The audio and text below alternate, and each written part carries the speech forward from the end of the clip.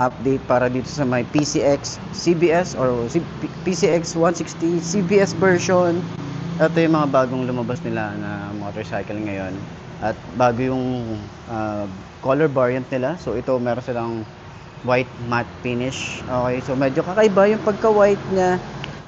So ayan, bike fit natin kung abot ba nung 5 to na kagaya ko. Check natin kung abot natin siya. Okay.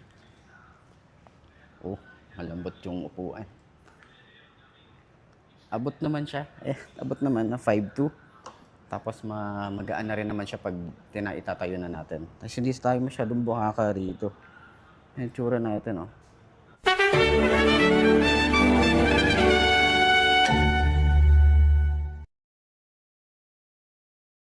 So, ayun na nga, pansin natin, unang tingin ko pa lang dito, kala ko maliit, no? Kala ko maliit siya, pero ang laki niya, maxi scooter talaga yung datingan niya.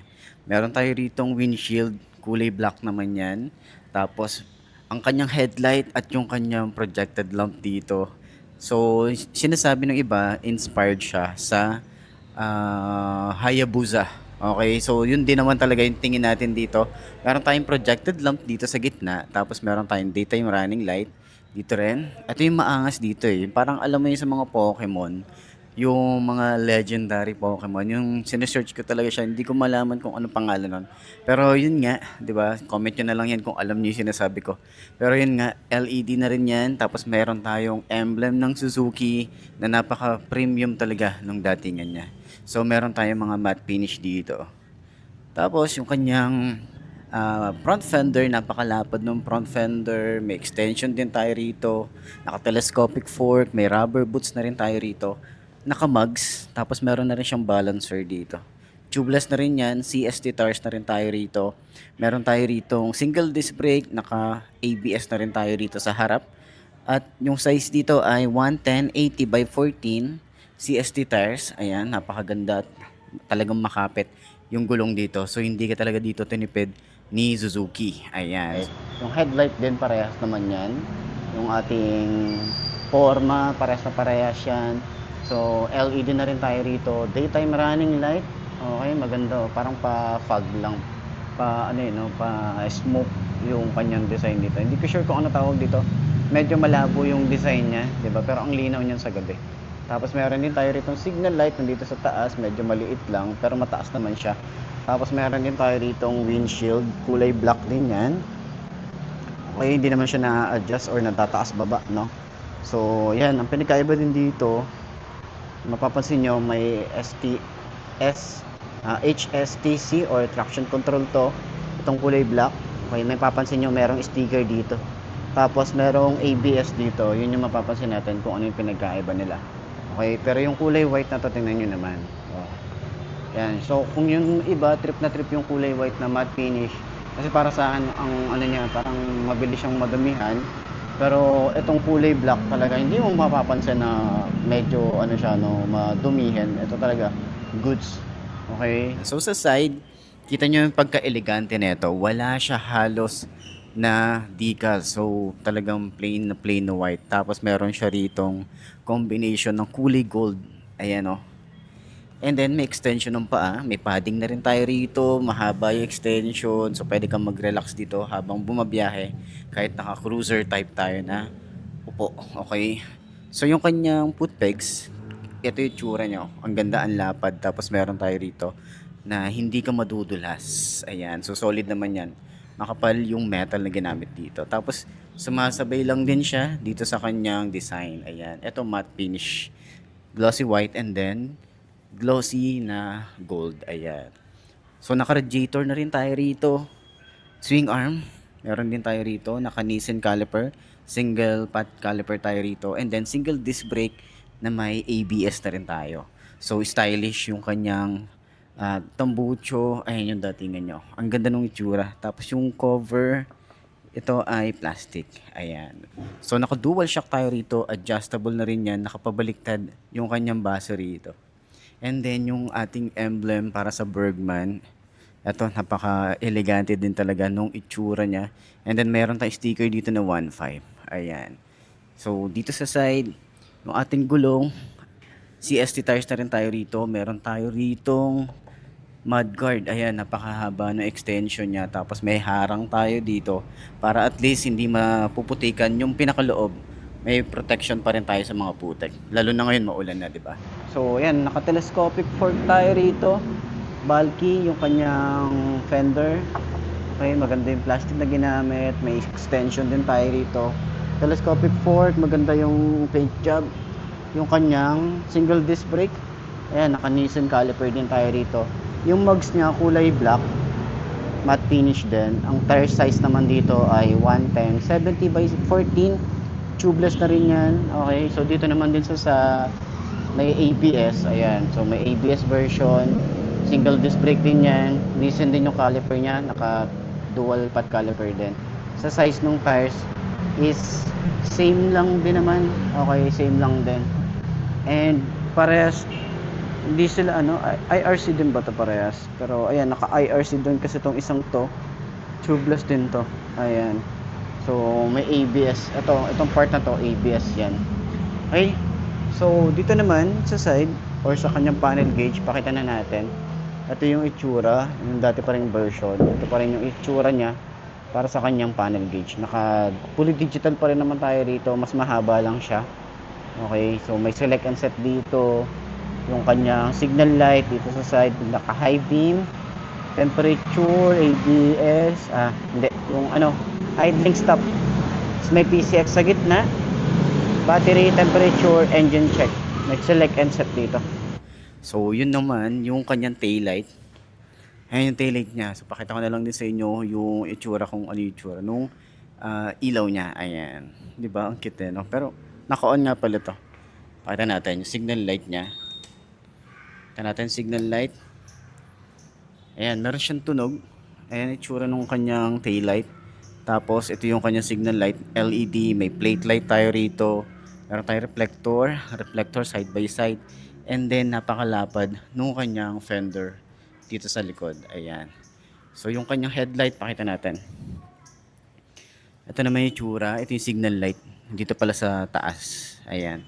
Tapos yung kanyang panel gauge. Ayan, naka TFT display na rin tayo rito. Tapos makikita mo rito kung naka side stand siya. Ayan, odometer. Yung kanyang temperature, fuel gauge, speedometer, odometer. May clock na rin tayo rito, engine check, ABS, and traction control. Ayan, so patayin na natin. Okay, so yung size nga pala dito sa likod ay 130/70 by 14, tubeless na rin. Tapos malapad yung kanyang design ng kanyang CVT. Ayan, medyo kakaiba na yung design dito. No, mga futuristic na yung design talaga ni Suzuki ngayon. So tapos dito naman sa kanyang traction control or yung ito yung itsura ng kanyang panel gauge. Parang naka 5 inches yung kanyang display. Okay, digital panel pa rin yan. So yan, sa kanyang handlebar, halos same lang din naman yung itsura. Yan, may Honda rin dito. Sa switches na ito may high and low, busina, signal light. Okay, yung kanyang lever malapad, grip makapit. Tapos dito naman sa side, yung lever natin dito, malapad din, smooth lang din. Idling stop, on and off. Tapos yung ating hazard switch, electric starter, grip natin dito, makapit. Throttle mababaw. Ayan.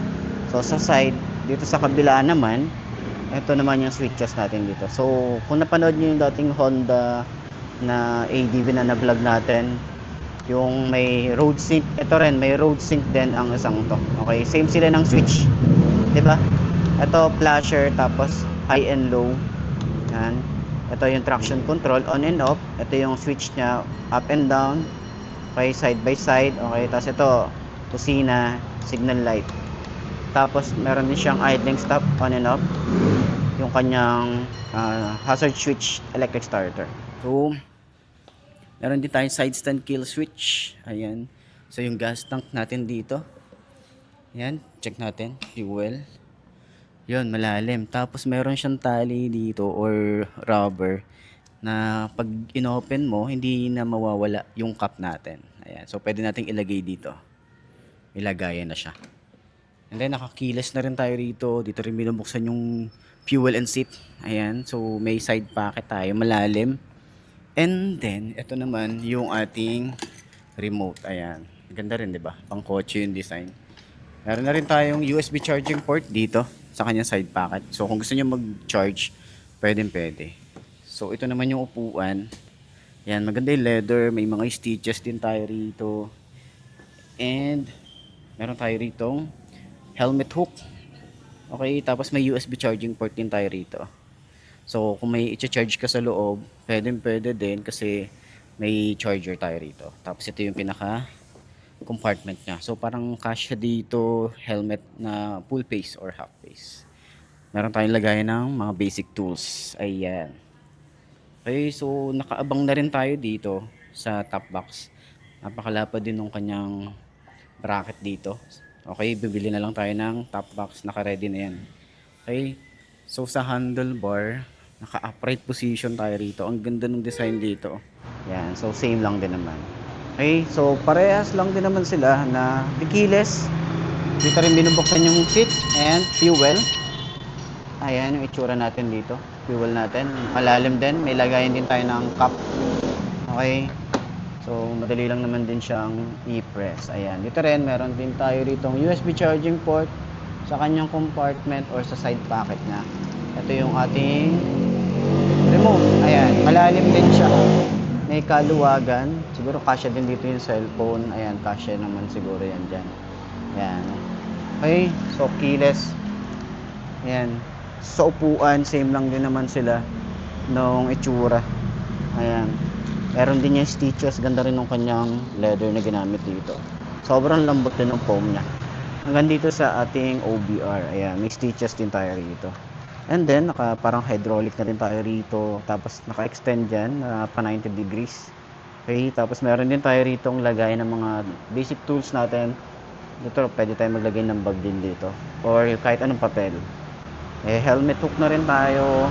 Ating compartment, malawak din talaga yung compartment niya. Yung battery niya medyo maliit lang. Ayan oh. Tapos side mirror, basic tools. Ayan, it's dito na emblem na 160. Okay, so kung gusto niyo maglagay ng top box, pwede to. Tatanggalin niyo lang to, nakaabang na yan dyan. So bracket na lang yung kailangan niyo. Napaka-elegante ng design niya. And then yung kanyang emblem na Suzuki, yung logo meron sa gitna. Yung pa-down style yung ating side mirror. Ayan, malapad. Tsaka ang laki. Ang laki niya. Sa mga switches, meron tayo rito on and off ng kanyang idling stop. Okay, or stop and start system. Ayan. So, meron din tayo rito high and low. Tapos flasher. Meron din. Ito naman yung control para dun sa ating panel. Ayan, may select up and down. Okay. Tapos hazard switch, signal light, and then busina. Ayan. So sa grip niya, sobrang kapit ng grip. Ito pala yung electric starter. Ayan. So yung grip niya, makapit, throttle, mababaw. Lever natin dito, malapad. Ayan. Smooth naman dito. Then dito rin sa rear, ayan, smooth din. Okay, so sa kanyang panel gauge is naka-digital na rin tayo rito. Ayan. Tapos ang ganda ng design dito. Diba ang lapad niya, ang ganda ng itsura. So ayan, sa tingin nyo sulit nga bang bumili ng ganitong motorcycle? Sakyan natin kung abot ba ng 5'2" na kagaya ko, and kung gano'n ba siya kabigat. Okay, so bike kit natin, let's go. Okay, so dito naman meron din tayong side stand kill switch, ating foot pegs para sa angkas. Ang ganda ng itsura, ang ganda ng design. Metal, solid na solid talaga. Yan, diba sumasabay dito, parang may pakpak yan. Tapos meron rin tayo rito na dual shock. Okay, ang pinagkaiba rin nitong CBS version tsaka ABS version. Yung ABS version meron siyang baso. Ito wala. Okay, so naka ESP Plus pa rin naman tayo rito. Ito yung panggilid niya. Naka ano rin tayo rito, IRC din yung kanyang brand. At yung size dito ay asan yung size? Ayan, ito 130/70 by 13 yung kanyang tires. Tapos may tire hugger na rin tayo rito. At meron din tayo rito disc brake at naka single pad caliper tayo rito. Ayan, so naka radiator na rin. Meron din tayo rito cover and then yung ating cover para sa tambucho. Ayan. So sa side naman or sa ABS naman, ito yon. Meron tayong baso dito. Ayan, same lang din naman. Tapos may ABS din yata dito sa likod. Or sa harap lang. Ayan, sa harap lang pala yung ABS. Tapos yung PCX na ito, kulay gold. Doon mo mapapansin. Okay, pag CBS, silver, pero pag ABS, naka-gold emblem siya. Okay, so yun yung pinagkaiba nila. Yan. So, yan, sa tingin nyo, sulit nga ba ang presyo, yung looks? Ngayon, 2026, alin ba ang mas trip nyo? Itong ABS or itong CBS? So, comment nyo naman yan. At sana nakatulong tong video na to sa lahat ng mga naghahanap ng update para dito. Ayos na ayos yan.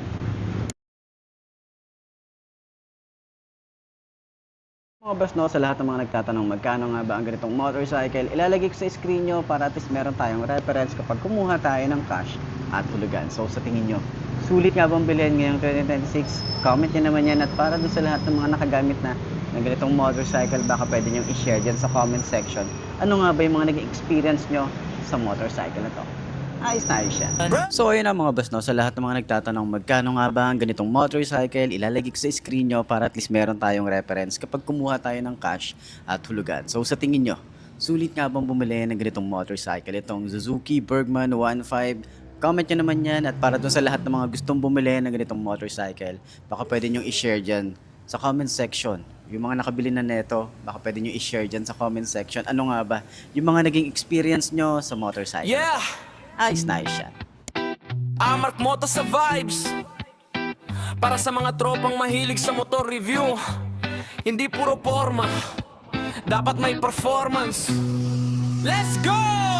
Pagdating sa motor, iba-iba ang laro. May matipid sa gas, merong pang baro road bro. Yung isa swabe lang, pang araw-araw na biyahe. Yung isa mabangis, hatawan sa kalsada. Pare may pantra na tibay, kahit kargado kaya. May sports bike naman na parang laging kara. May scooter na chill, perfect sa traffic lane. Pero pagdating sa speed, ibang usapan men. Hindi lang sa forma, tinitingnan ng laban. Kasama maintenance, pati presyo ng pyesa dyan. Kung sino practical, kung sino malakas, kung alin ang sulit sa perang inilabas. Comparison review, alamin natin to. Sino bang panalo pagdating sa takbo?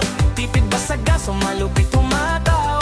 Comfort o power, ano bang mas lamang? Comparison review, ride safe sa daan. Hindi puro forma, dapat subok tibay. Para sa riders na gustong malaman kung alin ba talaga ang worth it bilhan. May motor na mura pero lakas ng dating. Meron namang mahal pero bitin pa rin. Yung iba sobrang gaan, easy control sa singitan. Yung iba mabigat pero solid sa long ridan. Suspension check, pati preno test din. Sa lubak ng kalsada dapat hindi stressing. Headlight maliwanag pang gabi ang biyahe. Engine dapat smooth kahit malayo ang biyahe. Hindi porke trending yun na pinakamaganda. Minsan tahimik lang pero halimaw sa kalsada. Kaya bago bumili, review muna idol para